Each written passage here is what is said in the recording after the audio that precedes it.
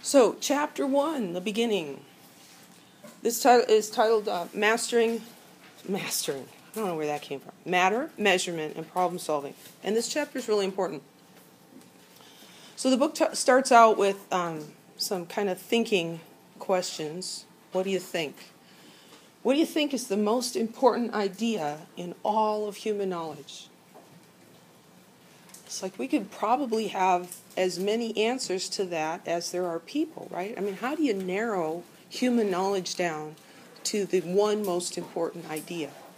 Well, this is a science class, so if we limit ourselves to scientific answers, it would probably be this idea, that the properties of matter are determined by the properties of molecules and atoms. Okay, and if you look at the history of science and chemistry, this is an idea that is relatively new. People, you think about humankind, okay, and wherever you believe they came from, originally there were no chemistry textbooks, right? And people were trying to figure out, what is this water and wind? What is wind? You can't see it, right? But you can feel it. What is this stuff? And why does this thing burn and this other thing doesn't? And so they had many different approaches to trying to figure out what the environment and what the universe was made of. But really, this idea is very central to that all of matter in its properties are determined by the properties of the molecules and atoms. And that's what we do in chemistry, is we look at the molecules and atoms that make up matter. So the atoms and molecules determine how the matter behaves. If the atoms and molecules are different, then the matter behaves differently. So water contains water molecules, and sugar contains sugar molecules. Sugar and water behave differently, don't they? Sugar tastes sweet. It's a solid at room temperature. If you get it on your hands, it's really sticky. It can burn. Water really has no taste. It's a liquid at room temperature, and you might use it to wash the sticky sugar off your finger. Water and sugar are very different. And the reason that they are different is because their individual particles are different. And so when we understand matter at that molecular level, it gives us unprecedented control over that matter. We can affect how stiff a plastic is by changing what particles are in the plastic. We can change the color of something by altering the particles. And so that has arisen to that has given rise to a lot of the advances that we've seen in our society. I mean, you look at a cell phone like this. I mean, when I was in high school, this idea was science fiction, that you could have a cell phone, a telephone, not connected by wires to anything, that was this small. The internet didn't even exist when I was in high school. That's kind of scary, huh?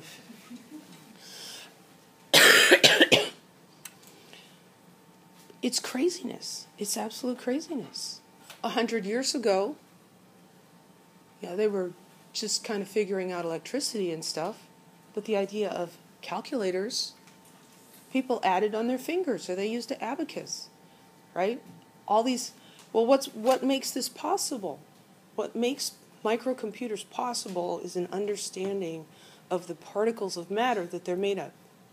The first computer, I went to college at Iowa State University, and one of their claims to fame is the first real computer. It took up, I believe it was the whole basement of a building. It was enormous because it was all made out of vacuum tubes. It was huge, and it couldn't do very much. And since then, computers have gotten smaller and smaller and smaller, and cheaper and faster and more capable of doing just mind-boggling things. Why? Because we understand better how matter works, and we can make it do what we want to. So that's pretty cool. So what are these particles, these atoms and molecules? Well, in our air we have carbon monoxide, and we consider that to be a pollutant. Carbon monoxide gas is composed of one carbon atom and one oxygen atom, and they're held together by a chemical bond. So that's an illustration of a carbon monoxide molecule. What are atoms? Well, atoms they're submicroscopic particles. Sub meaning below. They're below the microscopic level. We cannot really see atoms with a microscope. With the fanciest microscopes that we have, we can get some fuzzy images of certain atoms, but we cannot see most atoms with a microscope at all. But atoms are the building blocks of ordinary matter. So we have a lot of Legos in my house because we've been collecting them for about 20 years now. So you can imagine the mess. But Legos have individual blocks, individual Lego bricks, right? And you can build all kinds of things out of them. And so in some ways, atoms are like Lego blocks. And you can put them together in different ways, but the individual blocks stay the same. It's rare to find free atoms in nature. They are usually stuck with other atoms. And when we put atoms together, they're called molecules. So a molecule is two or more atoms that are joined together. So that's what atoms and molecules are. So if we want to understand the different substances around us, we need to understand the atoms and molecules that make them up, the fundamental building blocks of that matter. And that is the central goal of chemistry. So here's one definition of chemistry: the science that seeks to understand the behavior of matter by studying the behavior of atoms and molecules. So that's what we're going to learn about this semester, is we're going to learn about the behavior of atoms and molecules.